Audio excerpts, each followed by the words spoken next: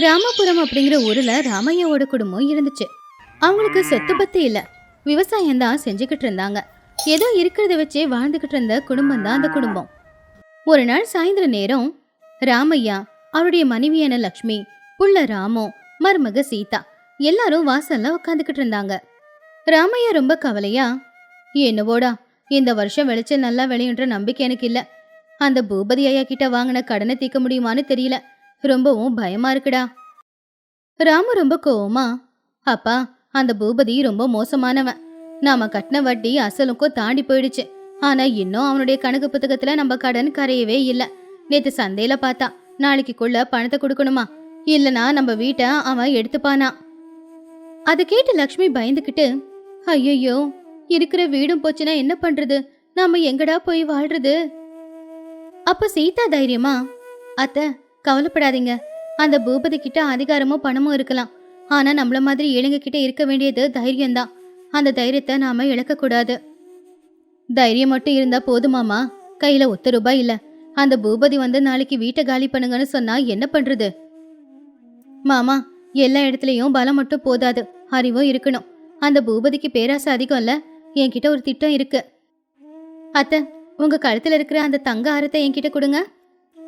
லக்ஷ்மி ஆச்சரியமா, இந்த தங்காரம் எதுக்கு? இப்போதைக்கு இருக்கிறது நம்ம கிட்ட இது மட்டும் தானே. பயப்படாதீங்க அத்தை, இதை அடகு வச்சு நாம பணம் கொண்டு வரணும். அந்த பணத்தை வச்சுதான் நாம கடனை தீக்க போறோம். பூபதிக்கு பாடத்தையும் கத்து கொடுக்க போறோம். இந்த ஆரமும் நமக்கு திரும்ப வந்துடும், லாபத்தோட சேர்த்து. சீதா சொல்றபடியே செய்யலாம்ப்பா, வேற வழியும் இல்ல. சீதா அவளுடைய திட்டம் என்னங்கறத ரகசியமா எல்லார்கிட்டயும் சொன்னா. அதை கேட்டு முதல்ல எல்லாரும் ஆச்சரியப்பட்டாங்க. அதுக்கப்புறம் எல்லாரும் சந்தோஷமா சிரிச்சாங்க. ராமையா அந்த தங்காரத்தை அடகு வச்சு பணத்தை எடுத்துக்கிட்டு வந்தாரு. அடுத்த நாள் காலையில பூபதி அவனுடைய வீட்டுக்கு முன்னாடி பெரிய வேப்ப மரத்துக்கு கீழே ஒரு நாற்காலி டேபிள் போட்டு பந்தாவா உக்காந்துக்கிட்டு இருந்தான். அப்ப ராமையா அந்த பணத்தை எடுத்துக்கிட்டு பூபதி பக்கத்துல வந்தாரு. அப்ப பக்கத்துல நின்ன அடியாளு, என்ன ராமையா, என்னையோட உனக்கு கொடுத்த அவகாசம் முடிஞ்சு போச்சு, வீட்டு சாவி கொண்டு வந்திருக்கியா? பூபதி சிரிச்சுக்கிட்டே, அவன் முகத்தை பார்த்தா தெரியல, அவன் கிட்ட பணம் இல்லடா, வீடு நமக்கு தான் சொந்தம். அப்ப ராமையா அமைதியா, இல்லைங்கய்யா, நீங்க கேட்ட அசலு வட்டி எல்லாமே நான் கொண்டு வந்திருக்கேன், இந்தாங்க வாங்கிக்கோங்க. பூபதி அந்த பணத்தை பார்த்து, ஓஹோ, பணம் இல்லைன்னு இப்ப எங்கிருந்து வந்துச்சு? சரி கொடு, உன்னோட கணக்குல நான் எழுதிக்கிறேன். அப்ப ராமையா பணத்தை கொடுக்காம, இருங்கய்யா, ஆனா ஒரு கண்டிஷன் இருக்கு. என்னது? கடனை கொடுக்கவும் கண்டிஷனா? இல்லங்கய்யா, என் மருமக சீதா சொன்னா, இந்த பணத்தை உங்ககிட்ட சும்மா கொடுக்க கூடாதா. இந்த வேப்ப மரத்தோட நிழல நீங்க எனக்கு வித்தீங்கன்னா இந்த பணத்தை அதுக்கு பதிலா கொடுக்க சொல்லி சொன்னா. நீங்க இந்த வேப்ப மரத்தோட நிழல எனக்கு வித்தீங்கன்னா இந்த பணத்தை நான் கொடுக்குறேன். அதை கேட்டு வேலைக்கார சிரிச்சுக்கிட்டு, என்னது, நிழல வாங்க போறியா? ராமையா, மூளை கெட்டு போச்சா? பணத்தை கொடுத்து கடன் அடைக்கிறத விட்டுட்டு நிழல விலை கொடுத்து வாங்கிக்கிட்டு இருக்க. ஆனா பூபதி மட்டும் அவனுடைய மனசுக்குள்ள, இவன் என்ன பைத்தியக்காரனா ஆயிட்டான்? நிழல பணம் கொடுத்து விலைக்கு கொடுங்கன்னு கேக்குறான். இந்த மரம் எந்த, இந்த இடம் எந்த, நிழலும் காத்து மாதிரி தான். அவனால பிடிக்கவும் முடியாது, எடுத்துக்கிட்டு போகவும் முடியாது.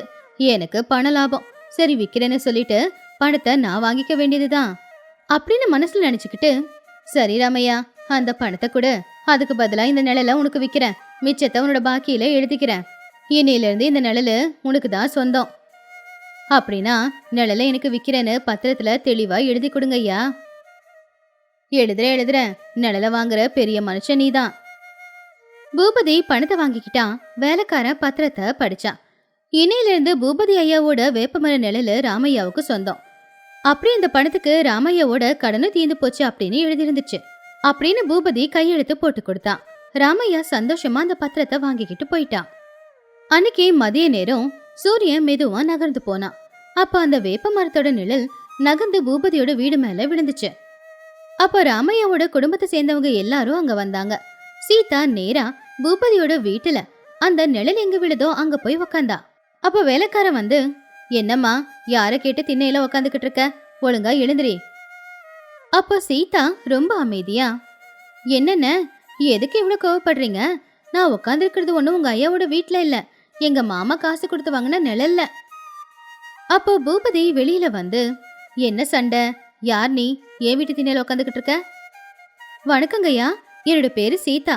காலையில நிழல விலை கொடுத்து வாங்கினாரு ராமையா, அவருடைய மருமகனா. எங்களுக்கு சொந்தமான நிழல்ல நான் உட்காந்துக்கிட்டு இருக்கேன். உங்களுக்கு என்ன கஷ்டம்? அதை கேட்டு பூபதி, நிழல வித்தது உண்மைதான், ஆனா எங்க வீட்டு தினையே நான் ஒண்ணு விக்கலையே. அது எனக்கு தேவையில்லாதது. நாங்க பணம் கொடுத்து வாங்கினது நிழல. அந்த நிழல் எங்க இருக்கோ அது எங்களுக்கு சொந்தம். என்ன நீங்க எழுந்திருச்சு போக சொன்னீங்கன்னா அது சட்டப்படி தப்பாகும். வேணும்னா எங்க நிழல உங்க வீட்டு மேல படாத மாதிரி நீங்க பாத்துக்கோங்க. ஐயா, இது என்ன சிக்கலு? சூரியன் சுத்த சுத்த நிழல் மாறிக்கிட்டே இருக்குமே. அப்ப ராமு அங்க வந்து, ஆமா, இப்ப இந்த நிழல் உங்க வீட்டு திண்ணையில இருக்கு. கொஞ்ச நேரத்துல வீட்டுக்குள்ள போகும். அப்போ நாங்க எல்லாரும் உங்க வீட்டுக்குள்ளதான் வந்து உக்காருவோம். பூபதி கோவமா, இது அநியாயம். நீங்க எப்படி என் வீட்டுக்குள்ள வரலாம்? இதுல என்னங்க அநியாயம்? நீங்க பணத்தை வாங்கிக்கிட்டு தானே நிழல வித்தீங்க. எங்களுக்கு சொந்தமான பொருளை நாங்க பயன்படுத்தாம யார் பயன்படுத்துவாங்க? ஊர் பெரியவங்களை கூப்பிடவா? பூபதிக்கு இதுக்கு என்ன பதில் சொல்றதுன்னே தெரியல. நேரம் போக போக சூரியன் நகர்ந்து போய்கிட்டே இருந்தான். அன்னைக்கு சாயந்தர நேரம் அந்த வேப்ப மரத்தோட நிழல் சமையல் அறைக்குள்ள போச்சு. உடனே ராமையாவோட குடும்பத்துல இருக்கிற அத்தனை பேரும் பூபதியோட சமையல் அறைக்குள்ள போய் உக்காந்தாங்க. அவங்க எல்லாரும் வீட்டுல இருந்து கொண்டு வந்த சாப்பாட அங்க பிரிச்சு உக்காந்து சாப்பிட ஆரம்பிச்சாங்க.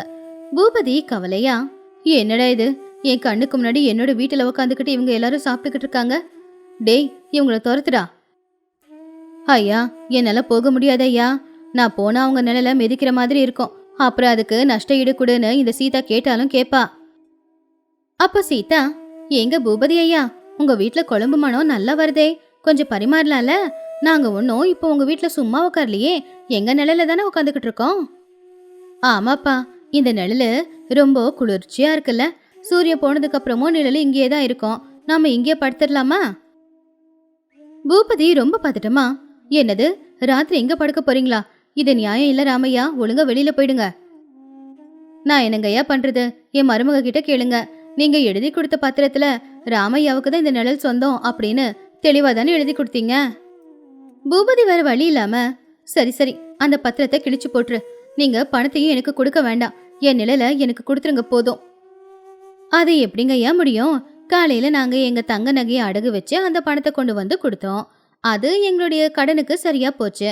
ஆனா அப்ப நாங்க நிழல் வாங்கும் போது இந்த நிழலோட விலை கம்மி தான். இப்போ 2 மடங்கு அதிகமாயிடுச்சு. அந்த 2 மடங்கு பணத்தை நீங்க எங்களுக்கு கொடுப்பீங்களா? 2 மடங்கா? பைத்தியமா உங்களுக்கு? சரி, அப்படின்னா உங்க விருப்பம். ஏங்க, வீட்டுக்கு போய் பாய் கொண்டு வரீங்களா? அப்படியே தலகாணி கொண்டு வாங்க. இங்க நல்ல சில்லுன்னு காத்து வருது. நாம எல்லாரும் இங்கே படுத்து தூங்கலாம். ஐயா, இவங்க தெளிவாதான் யோசிச்சிருக்காங்க. நாம இவங்களை தங்க விட்டோம்னா நம்ம வீடு நமக்கு சொந்தம் இல்லைன்னு ஆயிடும். ஏதாவது வெளியில துரத்தலான்னு பார்த்தா ஊருக்காரங்களை கூப்பிட்டு நியாயம் கேட்பாங்க. கேட்டதை கொடுத்துருங்க ஐயா. பூபதிக்கு இப்பதான் அறிவு வந்துச்சு. அவனுடைய பேராசையால தான் அவன் குடும்ப கெடுதுன்னு தெரிஞ்சுக்கிட்டு வேற வழியும் இல்லாம மான போயிடுமேன்ற பயத்துல அவன் உள்ள போய் பணத்தை கொண்டு வந்தான். அவன் கையெடுத்து கும்பிட்டு, அம்மா தாயே சீதா, உன்னுடைய அறிவுதான். இந்தாம்மா, இந்த பணத்தை எடுத்துக்கோ. தயவு செஞ்சு இந்த நிழல இனிமே நீங்க சொந்த கொண்டாடாதீங்க. சீதா சிரிச்சுக்கிட்டே, இங்க பாருங்க பூபதி ஐயா, பணம் இருக்குன்ற திமிருல ஏழைங்களை கஷ்டப்படுத்தலான்னு நினைக்காதீங்க. அவங்க கண்ணு முடிச்சுக்கிட்டாங்கன்னா அதுக்கப்புறம் நீங்க பணக்காரங்களாவே இருக்க முடியாது. புரியுதுமா, நான் பாடம் கத்துக்கிட்டேன். இனிமே நான் தப்பு பண்ண மாட்டேமா. சீதா பணத்தை வாங்கிக்கிட்டு பத்திரத்தை பூபதி கிட்ட கொடுத்துட்டா. ராமையாவோட குடும்பம் சந்தோஷமா வெளியில வந்துட்டாங்க. அப்ப ராமையா அவங்க வீட்டுக்கு போய் அவருடைய மருமகளை பார்த்து, சீதா, நீ மருமக இல்லம்மா, எங்க வீட்டுக்கு வந்திருக்கிற மகாலட்சுமி. இப்ப இந்த பணத்தை வச்சு ஆரத்தையும் மீட்டு எடுத்துக்கலாம். அது போக கையில பணமும் நிக்கும். ஆமா சீதா, முதல்ல இந்த தங்க ஆரத்தை கொடுக்க பயந்தேன். ஆனா இதை வச்சு நீ இப்படி ஒரு நாடகம் ஆடுவேன்னு எனக்கு தெரியாது. என் பொண்டாட்டிய பார்த்தா எனக்கு பெருமையா இருக்கு. மிச்சம் இருக்கிற பணத்துல நாம 2 மாடுங்களை வாங்கி விவசாயத்தை ஆரம்பிச்சிடலாம்ப்பா. இங்க பாருங்க, இந்த வெற்றிக்கு நான் சொந்தக்காரி இல்ல. நாம எல்லாரும் கஷ்டப்பட்டிருக்கோம், யோசிச்சிருக்கோம். ஏழைங்களை காலுக்கு கீழே போட்டு மிதிக்கலான்னு நினைக்கிற இந்த பூபதி மாதிரி ஆட்களுக்கு இப்படிதான் பாடம் கத்து கொடுக்கணும். அன்னையில இருந்து ராமையாவோட குடும்பத்துல எல்லாருமா சேர்ந்து கஷ்டப்பட்டு விவசாயம் செஞ்சு சந்தோஷமா வாழ ஆரம்பிச்சாங்க. பூபதியும் பேராசையை விட்டுட்டு ஊஜனங்களுக்கு கம்மி வட்டியில பணத்தை கொடுத்துக்கிட்டு இருந்தான். எல்லாருமே சீதா செஞ்சது கேள்விப்பட்டு அவளை பாராட்டினாங்க. இந்த கதையில இருக்கிற நீதி என்னன்னா, உடல் பலத்தை விட அறிவு பலம் ரொம்ப முக்கியம். அறிவு இருக்கிறவங்க யாரா இருந்தாலும் சரி, எந்த பிரச்சனையை வேணும்னாலும் தாண்டி அவங்க வாழ்க்கையில ஜெயிப்பாங்க. அது சிரிப்புரம் அப்படிங்கிற ஒரு சமஸ்தானமும் ஒரு பெரிய காடும். அது ஜமீன்தார் ராஜேந்திரவர்மாவுடைய சமையல் கூடம். அங்க ஒரு பெரிய டேபிள்ல தங்க தட்டாலையும் வெள்ளி தட்டாலையும் பலவிதமான உணவுகளை பரிமாறி வச்சிருந்தாங்க. ராஜேந்திரவர்மா பட்டு துணியை போட்டு சாப்பிட வந்திருந்தான்.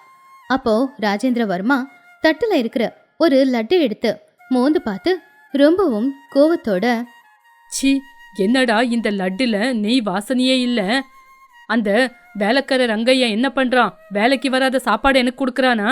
ஐயா, இல்லங்கய்யா, இது உண்மையான பசு நெய். இன்னைக்கு காலையில தான் கோவிந்து கொண்டு வந்தான். வேணும்னா சாப்பிட்டு பாருங்க ஐயா. ராஜேந்திரவர்மன் கோவமா, என்னடா எனக்கே எதிர்பேச்சு பேசுறியா? இந்த லட்டுல நெய் வாசனையே வரல. இந்த பாயசத்துல சர்க்கரை இல்ல, புளியோகரல புளி அதிகமாயிருக்கு. இதை எடுத்துட்டு போய் வெளியே கொட்டு. ராஜேந்திரவர்மா அவனுடைய தட்டுல இருக்கிற சாப்பாட்டை அப்படியே தூக்கி தட்டோட எரிஞ்சான். அந்த தட்டுல இருக்கிற சாப்பாடெல்லாம் தரையில சிந்தி கிடந்துச்சு. அப்பதான் ஒரு வயசான பாட்டி அங்க வந்தாங்க. ஐயோ ராஜேந்திர, என்ன வேலை செஞ்சிட்டப்பா? அன்னம் பரபிரம்மம் சொரூபம். இந்த மாதிரி காலெல்லாம் மெரிக்க கூடாது. எதுக்குப்பா இந்த மாதிரி சாப்பாட நாசமாக்குன? சாப்பாட்டுக்கு கஷ்டப்படுற எத்தனையோ பேர் இருக்காங்க, அவங்களுக்கு கொடுத்துருக்கலாம்ல. இங்க பாருங்க பாட்டி, நீங்க எனக்கு புத்தி சொல்லாதீங்க. என்கிட்ட இருக்கிற சொத்துக்கு என்கிட்ட எப்பவுமே சாப்பாடு காலியாகாது. சாப்பாடு கிடைக்கலனாலும் இந்த மாதிரி சாப்பாட தொடமாட்டேன். இந்த சொத்து எப்பவுமே நம்மளுது ஆவாதப்பா. பசி எடுக்கும்போது தங்கத்தை சாப்பிட முடியாது, வெள்ளிய முழுங்க முடியாது. அந்த அன்னபூர்ணிக்கு கோவம் வந்தா உனக்கு ஒரு துளி சாப்பாடு கூட கிடைக்காது. கொஞ்சம் பார்த்து பத்திரமா இரு. அதை கேட்டு ராஜேந்திரவர்மா சிரிச்சுக்கிட்டே, இந்த திருப்புர ராஜானா எனக்கு சாப்பாடு கிடைக்காதா? அதெல்லாம் கனவுல கூட நடக்காது. நீங்க அப்படி சொல்லாதீங்க.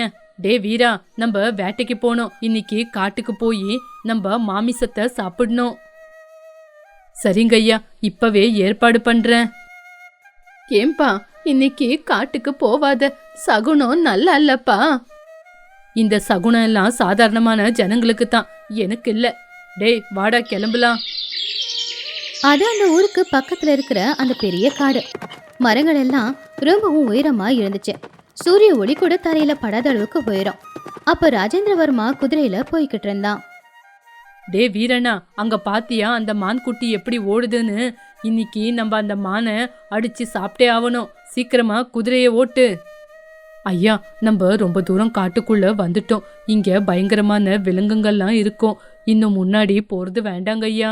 என்கிட்ட பிஸ்தூல் இருக்குடா. நீ குதிரைய முன்னாடி ஓட்டு, எதுவா இருந்தாலும் பாத்துக்கலாம். அப்படி அவங்க 2 பேரும் அந்த மானை துரத்திக்கிட்டே போகும்போது திடீர்னு காட்டுல வானிலை மாறி பயங்கரமா மழை பெய்ய ஆரம்பிச்சுது. பயங்கரமான புயல் காத்தும் வீச ஆரம்பிச்சுது. குதிரைங்க அந்த சூழ்நிலையை பார்த்து பயந்துச்சுங்க. அதனால பயத்துல ராஜேந்திரவர்மனை தூக்கி போட்டுட்டு குதிரை அங்கிருந்து ஓடி போச்சு. அப்போ வீரபாகு பயந்துகிட்டே அங்க ஓடி வந்தான். ஐயா, கீழே விழுந்தீங்களே, அடிபட்டுருச்சா? குதிரை ஓடி போயிடுச்சுங்க ஐயா. என்னது, குதிரை ஓடி போயிடுச்சா?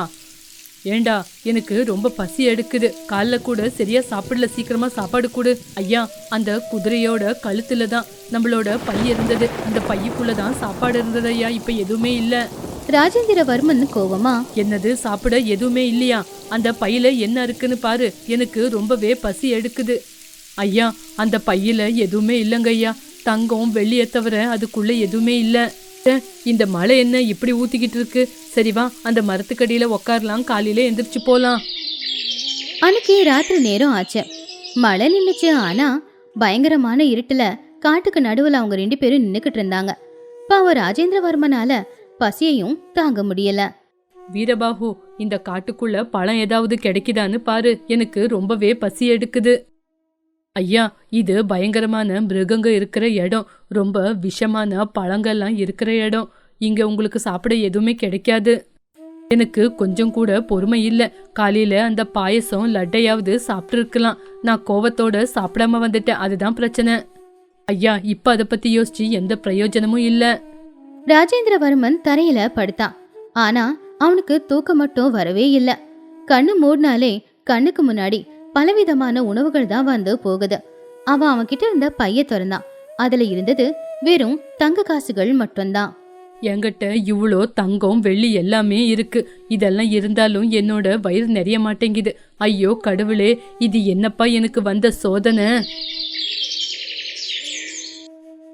அடுத்த நாள் காலையில 2 பேரும் நடந்து நடந்து ரொம்ப சோர்வடைஞ்சாங்க. ராஜேந்திரவர்மனால நடக்க முடியல. அதனால அவன் ஒரு பாறையில போய் உக்காந்துட்டான். வீரபாகு, எனக்கு குடிக்க தண்ணி வேணும். ஐயா, இவ்வளவு கிட்ட எந்த பழமும் கிடைக்காது. அதோ அங்க ஒரு பழம் இருக்கு. அது விஷமா என்னன்னு கூட தெரியலங்க ஐயா. வீரபாகு மரத்துல ஏறி ஒரு பழத்தை பறிச்சுட்டு வந்து கொடுத்தான். அது பார்க்க கருப்பா காஞ்சி போன பழமா இருந்துச்சு. ஐயா, இந்தாங்க ஐயா. சி, இது என்ன? இந்த பழமே கெட்டு போயிருக்கு. இந்த பழம் எனக்கு தேவையில்லை, தூக்கி கடாசு. ஐயா, நீங்களே பார்த்து கடாசுங்க ஐயா. ராஜேந்திரவர்ம அந்த பழத்தை தூக்கி போட போய் ஒரு நிமிஷம் அதை கையில வச்சு அப்படியே பார்த்தான். பசியால வயிறெல்லாம் வலிக்க ஆரம்பிச்சது. வேற வழி இல்லாம அந்த பழத்தை சாப்பிட்டான். அது துவர்ப்பாவும் இருந்துச்சு, அப்படியே கசப்பாவும் இருந்துச்சு. வீரபாகு, இன்னொரு பழம் கிடைக்குமா? கொண்டு வா. ஐயா, பழம் கிடைக்கல ஐயா. எல்லாமே தேடி பார்த்தேன். டேய், எனக்கு ரொம்ப பசி எடுக்குதுடா. என்னோட ராஜ்யத்தை வேணா எழுதி கொடுக்கறேன். யாராவது எனக்கு சாப்பாடு கொடுப்பாங்களா? அதை பார்த்து வீரபாகுவுக்கு ரொம்ப கவலையா இருந்துச்சு. வாங்கய்யா போலான்னு சொல்லி ராஜேந்திரவர்மனை கூட்டிக்கிட்டு நடந்தான். அங்க காட்டுக்கு நடுவுல ஒரு சின்ன குடிசைக்கு வெளியில ஒரு சாமியார் உட்காந்துக்கிட்டு இருந்தாரு. அவரு கையில கொஞ்சமா உணவு இருந்துச்சு. அவர்கிட்ட இருக்கிற கொஞ்சோண்டு உணவை எதிர்க்க இருந்த 2 நாய்களுக்கும் பகிர்ந்து கொடுத்தாரு. ராஜேந்திரவர்ம அந்த குடிசையை பார்த்த உடனே ரொம்பவும் சந்தோஷப்பட்டான். வீரபாகு, அங்க பாத்தியா ஒரு குடிசை வீடு இருக்கு, வா வா. ராஜேந்திரவர்மனுக்கு சோர்வா இருந்தாலும் எப்படியோ கஷ்டப்பட்டு அவன் அந்த குடிசை கிட்ட போயிட்டான். அவனுக்கு பின்னாடி வீரபாகுவும் நடந்து வந்தான். ஐயா, நான் 2 நாளா சாப்பிடல. உங்ககிட்ட சாப்பிட ஏதாவது இருந்தா கொடுங்க ஐயா. என்கிட்ட தங்க நாணயருக்கு கொடுக்கறேன். அவன்கிட்ட இருக்க தங்கத்தை அந்த சாமியார் கால் கிட்ட வச்சான். அப்ப அந்த சாமியார் அவனை பார்த்து, இங்க பாருப்பா, உனக்கு கொடுக்கறதுக்கு என்கிட்ட நல்ல சாப்பாடும் இல்ல, பழங்களும் இல்ல.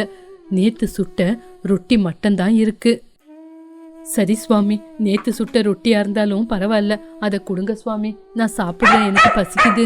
அந்த சாமியார் அந்த நாய்களை எல்லாம் பார்த்து, இது என் குழந்தைங்களுக்காக வச்சிருக்கேன், அதுங்களும் பசியோட இருக்குன்னு சொன்னாரு. சாமியார் வேணும்னே அவர் கையில வச்சிருந்த அந்த உணவை தூக்கி எரிஞ்சாரு. அப்ப அவர் முன்னாடி இருந்த நாய்ங்க 2மே அந்த சாப்பாடை நோக்கி ஓடி போச்சு. அத ராஜேந்திரவர்மன் நின்னு பாத்துக்கிட்டு இருந்தான். அவன் தன்னை தானே ஒரு ஜமீன்தார் அப்படிங்கறத மறந்துட்டான். தான் ஒரு மனுஷன் அப்படிங்கறதையும் மறந்துட்டான். பசி அப்படிங்கிற ராட்சசன் தான் அவனுக்குள்ள இப்ப இருந்தான். அவன் வேகமா அங்கிருந்து ஓடினான். நில்லு நில்லு, அது எந்த? ஒரு நாய் அந்த சாப்பாட வாயில வச்சிருந்துச்சு. அப்ப ராஜேந்திரவர்ம அந்த சாப்பாடு பிச்சு சாப்பிடலான்னு பார்த்தான். அதுக்குள்ள வீரபாகு வந்து அவனை தடுத்தான். ஐயா, என்ன பண்றீங்க? அது நாயோட இது, நீங்க சாப்பிடக்கூடாது. வீரபாகு சொன்னது ராஜேந்திரவர்மனுடைய காதுல விழல. அவனுடைய பார்வை முழுக்க அந்த சாப்பாட்டுல தான் இருந்துச்சு. அப்ப சாமியார் அங்க வந்து, நில்லுப்பா நில்லு. சாமியார் அப்படி கூப்பிட்டதும் ராஜேந்திரவர்ம ஒரு நொடி அப்படியே நின்னான். சுத்திலும் பார்த்தான். அவன் சுத்தி என்ன நடக்குது அப்படிங்கறதையும் அவன் கவனிச்சான். அவனுடைய நிலைமை எப்படி இருக்கு அப்படிங்கறதையும் கவனிச்சான். அவனை பார்த்து அவன் கண்ணுல இருந்தே கண்ணீர் வந்துச்சு. நான் ரொட்டிக்காக நாய் கூட சண்டை போட்டனா? சி, இதெல்லாம் ஒரு வாழ்க்கையா? நானா இது? சாமியார் சிரிச்சுக்கிட்டே, இங்க பாருப்பா, இதுதான் மனுஷ குணம்.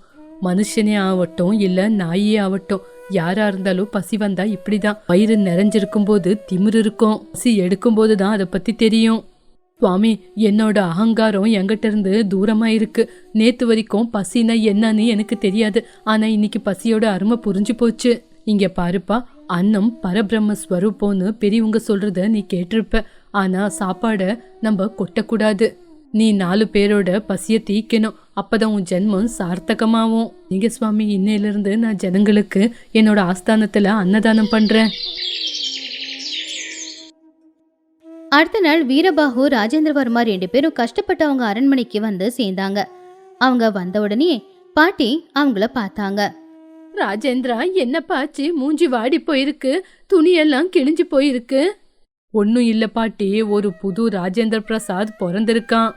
வீரபாகு, உடனே சமைக்கிற இடத்துக்கு போ. ஐயா, மறுபடியும் சாப்பாடு ஏற்பாடு செய்யணுமா? இனிமே என்னோட ஆஸ்தானத்துல பசின்னு யாருமே வரக்கூடாது. அது பணக்காரனா இருந்தாலும் சரி, ஏழையா இருந்தாலும் சரி, பிச்சைக்காரனா இருந்தாலும் சரி, ஒவ்வொரு நாளும் எல்லாருக்கும் அன்னதானம் செய்யணும். சாப்பாடு எங்கேயுமே கீழே கொட்டக்கூடாது. பாட்டி சந்தோஷமா, ராஜேந்திரா, இது நீதானா? உங்ககிட்ட இந்த மாற்றம் எப்படிப்பா வந்தது? காடுதான் பாட்டி பசியோட அருமைய கத்து கொடுத்தது. பசியில இருக்கிறவங்களுக்கு மட்டும்தான் பசியோட அருமை தெரியும். இந்த தங்க நகையெல்லாம் என்னோட பசிய போக்கல. இனிமே நான் எல்லாருக்கும் அன்னதானம் செய்யறேன். அன்னையிலிருந்து சிரிப்புர சமஸ்தானத்துல தினமும் அன்னதான ஏற்பாடு நடந்துச்சு. அங்க சாப்பிட வர ஏழைங்களா இருக்கட்டும், பணக்காரங்களா இருக்கட்டும், எல்லாருக்குமே ராஜேந்திரவர்மன் அவனுடைய கையாலேயே உணவுகளை பரிமாறிக்கிட்டு இருந்தான்.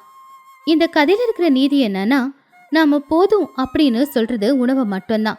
ஆனா அந்த உணவே இல்லை அப்படின்னா நம்மளால உயிர் வாழ முடியாது. அதனால அந்த உணவை மதிக்க கத்துக்கணும். அப்பதான் அந்த உணவும் நம்மள மதிக்கும்.